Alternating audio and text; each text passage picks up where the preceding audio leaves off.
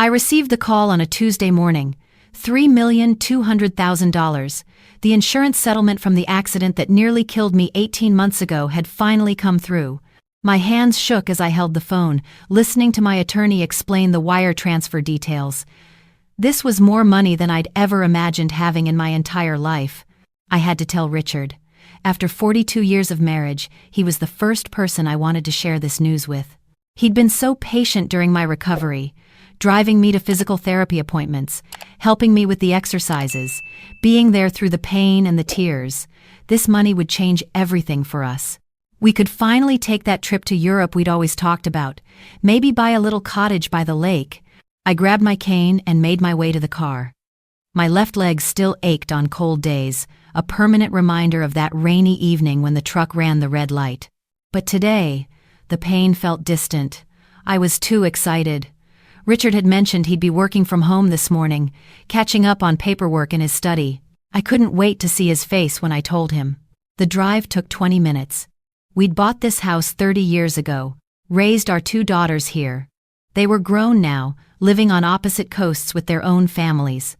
I pulled into the driveway and noticed an unfamiliar car parked on the street, a silver Toyota I didn't recognize. Probably one of the neighbors having work done. I let myself in through the front door, calling out Richard's name. No answer. The house was quiet except for the hum of the air conditioning. His study was on the 2nd floor, and the stairs were still a challenge for me. I climbed slowly, gripping the railing with my free hand, my cane in the other. That's when I heard it. A woman's laugh, light and young, coming from our bedroom. Not the study. Our bedroom. I froze on the landing, my heart suddenly pounding in my chest. Then Richard's voice, low and intimate in a way I hadn't heard in years. The kind of voice you don't use with a business colleague or a friend. I stood there for what felt like an hour but was probably only seconds. Part of me wanted to burst through the door. Part of me wanted to turn around and leave, pretend I'd never come home, never heard anything. But I couldn't move. My leg chose that moment to buckle slightly, and my cane knocked against the wall. The voices stopped immediately. I heard scrambling, whispered panic. I walked to the bedroom door, which was slightly ajar, and pushed it open. Richard was buttoning his shirt, his face flushed. A woman I'd never seen before stood by the window, pulling on her shoes.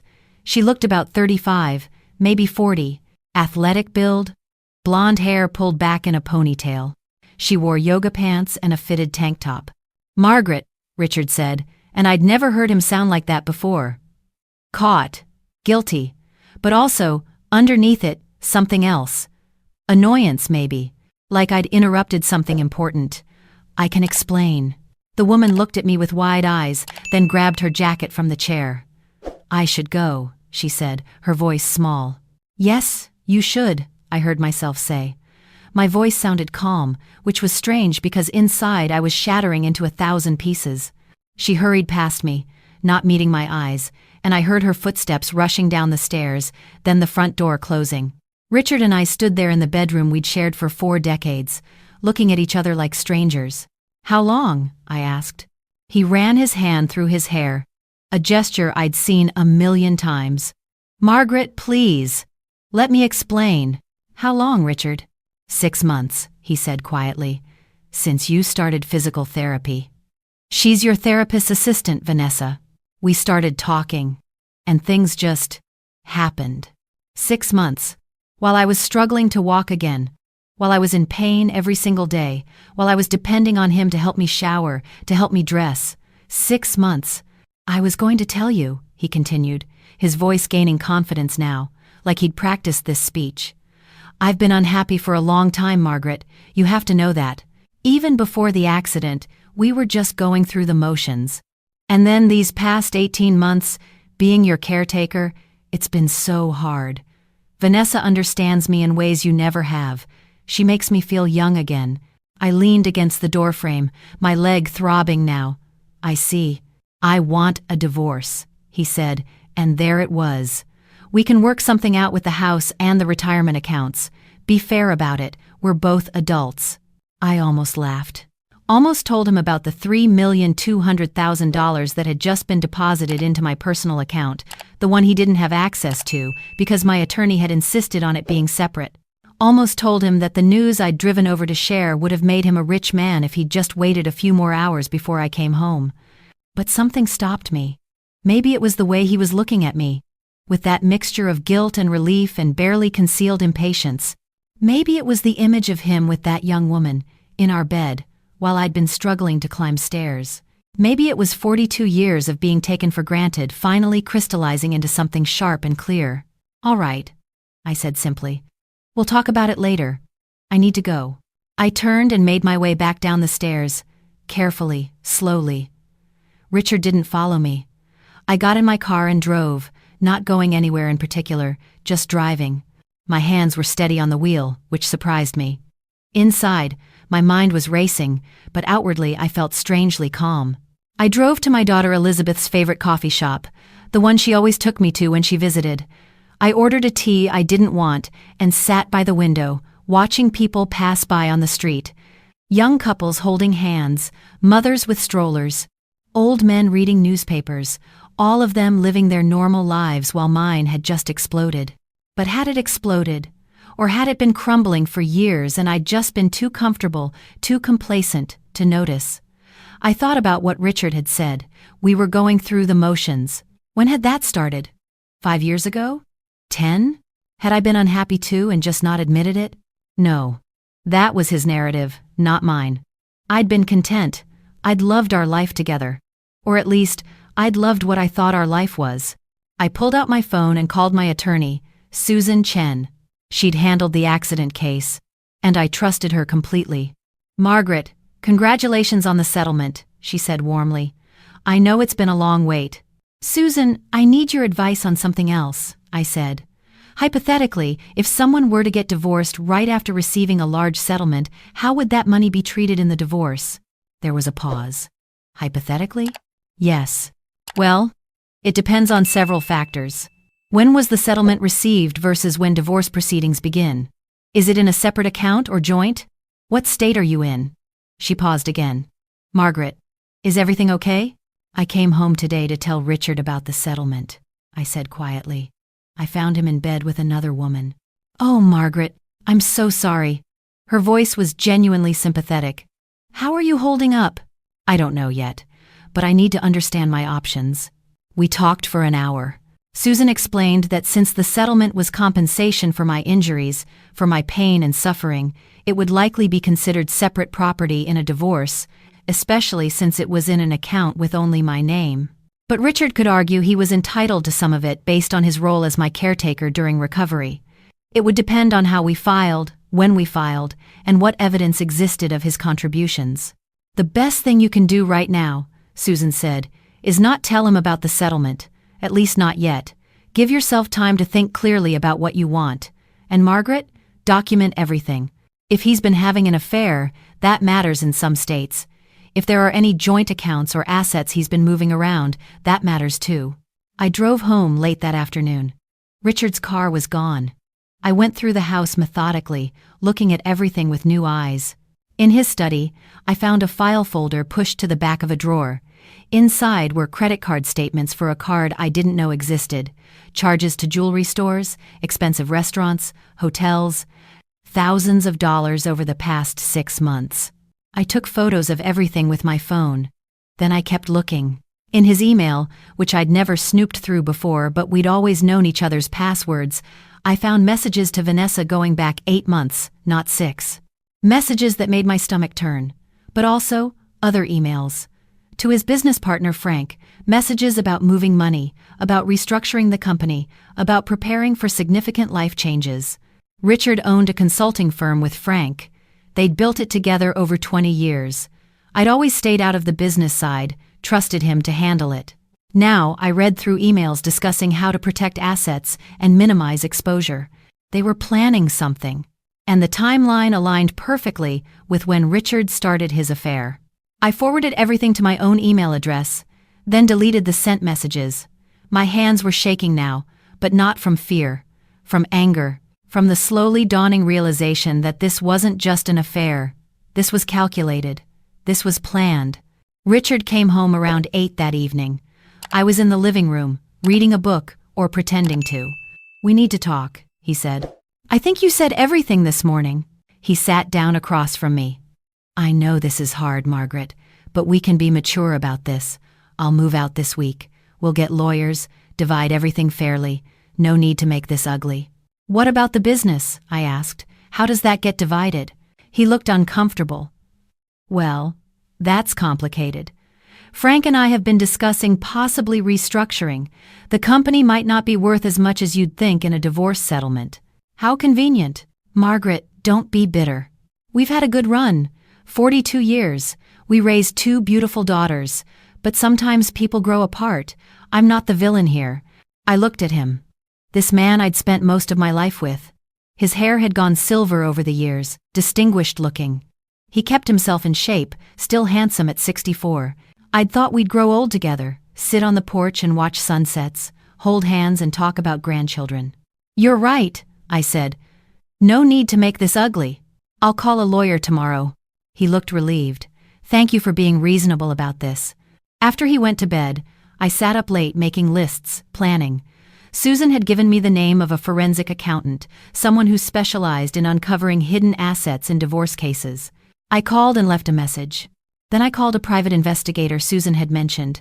Left another message. The next morning, Richard moved out. He took some clothes, his laptop, his golf clubs.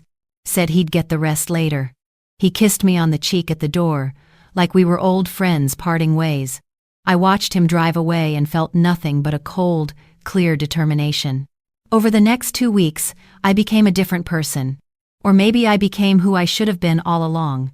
I met with Susan daily. We filed for divorce, citing Richard's adultery. In our state, that mattered. It affected how assets would be divided, how alimony might work. The forensic accountant, a sharp woman named Patricia who reminded me of my daughter Elizabeth, found what we suspected. Richard and Frank had been systematically moving money out of the company into offshore accounts. They'd inflated expenses, hidden profits, all in preparation for the divorce. The company that Richard claimed was struggling was actually quite profitable. They'd just made it look worthless on paper. The private investigator, a former cop named Tom, did his job too. Photos of Richard and Vanessa at expensive hotels, at romantic restaurants. But more than that, he found out Vanessa was pregnant, 3 months along. Richard was planning to start a whole new family while claiming poverty in our divorce. I filed all of this evidence with the court. Then I did something else. I started looking into support groups for women going through late-life divorce. I found them online, in community centers, at churches, room after room of women my age or older, women who'd been left after decades of marriage, women who'd been manipulated and gaslit and controlled. I heard story after story. Women whose husbands had hidden money, women who'd been left with nothing after giving up careers to raise children, women who'd been emotionally abused for years and thought it was normal, women who'd stayed silent because they didn't know what else to do. And I realized I had the resources to help. $3 million was more than I'd ever need, especially now that I'd be living alone. I could make a difference with that money. The divorce took 6 months. Richard fought hard, but the evidence was overwhelming. His affair, his hidden assets, his attempts to defraud me in the settlement. The judge wasn't sympathetic. In the end, I kept the house, got a significant portion of the business value, and received alimony for the rest of my life. Richard walked away with much less than he'd planned, certainly less than if he'd just been honest from the start. Vanessa left him 3 months after the baby was born. Apparently, dating a broke 64-year-old man with a newborn and massive legal bills wasn't as romantic as she'd imagined. But that's not the important part of the story. The important part is what happened after. I used the settlement money to start a foundation called Second Act. We help women over 50 navigate divorce, especially after long marriages. We provide legal assistance, financial planning, emotional support. We connect them with forensic accountants and tough lawyers. We teach them that they don't have to accept being thrown away after decades of service and sacrifice. In the first year, we helped 43 women. Some of them had been married even longer than I had. Some had been physically abused. Some had been financially controlled, like me. All of them thought they were alone. All of them thought they had no options. Now they know better. We meet every Tuesday in the community center. We share our stories. We laugh about the ridiculous things our ex-husbands said and did. We cry about the years we lost. We celebrate the victories, big and small. Last week, a woman named Patricia, 72 years old, came to her first meeting. She'd been married for 51 years. Her husband had just left her for a woman he met online, someone 40 years younger. Patricia was devastated, convinced her life was over. I sat with her after the meeting, held her hand while she cried. I told her my story. I told her she wasn't alone. I told her that yes, it hurt like hell, but no, her life wasn't over. It was just beginning a new chapter. This morning, I received a letter from Patricia. She'd filed for divorce. She'd hired one of our recommended lawyers. She'd opened her own bank account for the first time in her life. She wrote that she was terrified, but also, for the first time in years, she felt like herself again. I keep that letter on my desk, next to the photo of Elizabeth and her sister Sarah at my 63rd birthday party last month. They were so proud of the foundation, of what I'd built from the ashes of my marriage. Elizabeth told me I was her hero.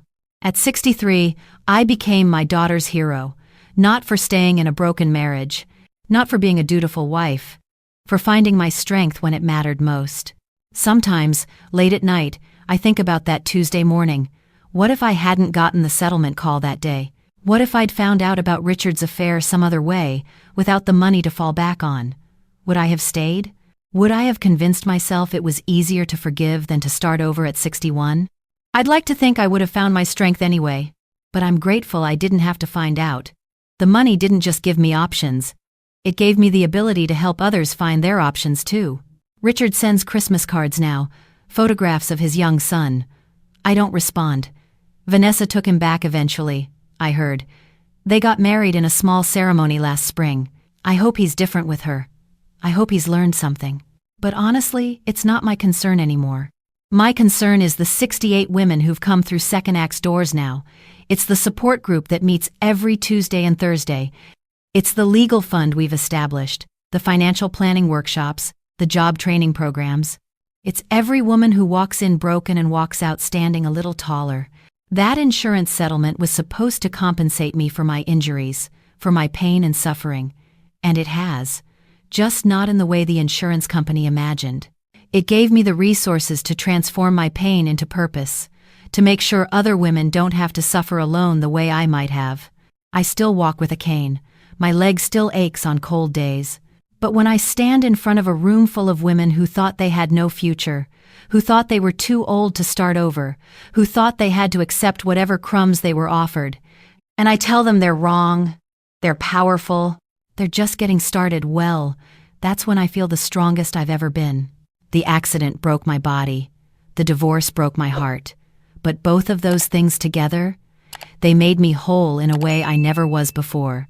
They showed me who I really was underneath 42 years of being who I thought I should be. So yes, I received $3,200,000 on a Tuesday morning. I rushed to tell my husband, and I found him with another woman. And thank God I did. Because if I hadn't, I might have spent that money trying to save a marriage that didn't deserve saving. Instead, I spent it saving myself, and 68 other women along the way. That silver Toyota I saw in front of my house that morning? I drive past it sometimes, parked at the physical therapy center where Vanessa still works, and I smile. Because she got Richard, and I got my life back. I know who got the better deal.